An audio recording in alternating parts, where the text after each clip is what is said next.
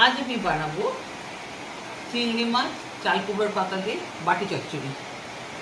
চিংড়ি মাছ অবশ্যই পুকুর বা নদীতে, যেটা ঘরোয়া, যেটা মানে আঞ্চলিক, যেটা ফিশারিতে চাষ করা হয় না, কেননা এর একটা নিজস্ব গন্ধ আছে, খুব মানে ঝাঁঝালো একটা গন্ধ আছে চিংড়ি মাছের, সেটাই এই তরকারির জন্য খুবই প্রয়োজন। আর তার সঙ্গে চাল কুমড়োর পাতা। চিংড়ি মাছের যেমন একটা ঝাঁঝালো গন্ধ আছে, চাল কুমড়োর পাতার মধ্যেও তাই আছে, দুটো মিশে তরকারিটা খুবই সুন্দর হয়। তার জন্য আমি চাল কুমড়োর পাতা নিয়েছি, চিংড়ি মাছ আছে, আর তার সঙ্গে মশলা আমি দেবো শুকনো লঙ্কা, তেজপাতা, পোস্ত, জিরে, গোলমরিচ, সর্ষে, আদা, গোটা গরম মশলা আর পেঁয়াজ। এগুলোকে আমি সব একসঙ্গে শিলপাটাতে বেটে বলি। এটার জন্য আমি নিয়েছি একটু ছোট করে আলু, চিংড়ি মাছ পাতা তো আছেই, ছোট করে আলু নিয়েছি, আর যা মশলা আমি দেখিয়েছিলাম সেটা আমি শিলপাটাতে পেস্ট করে নিয়েছি, নুন, হলুদ আর সর্ষের তেল। তো প্রথমে আমি চিংড়ি মাছগুলো এখানে দিয়ে দিচ্ছি, তারপরে আলুগুলো দিলাম, তারপরে এই মশলাটা দিলাম।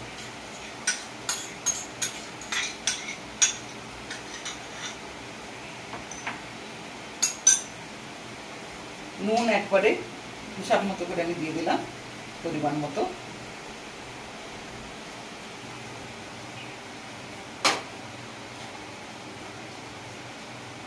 হলুদ,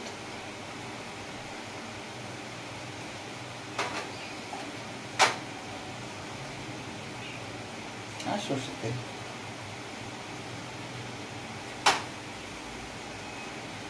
এবার আমি এগুলো একসঙ্গে মিশিয়ে নেব।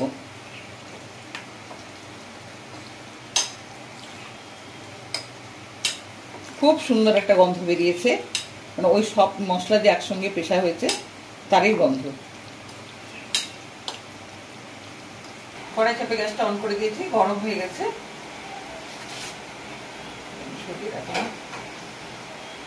এরপরে সরষের তেল দেবো,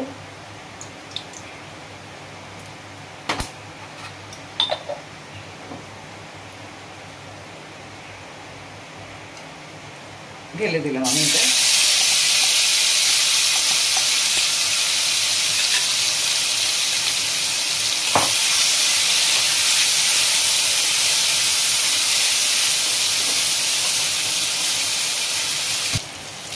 এবার আমি বাটে ধোয়া জলটা দিয়ে দেবো।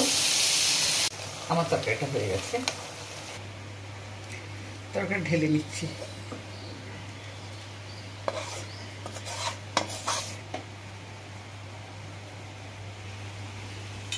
তরকারিটা আমি ঢাকা দিয়ে রাখবো যাতে ওর ফ্লেভারটা না বেরিয়ে যায়।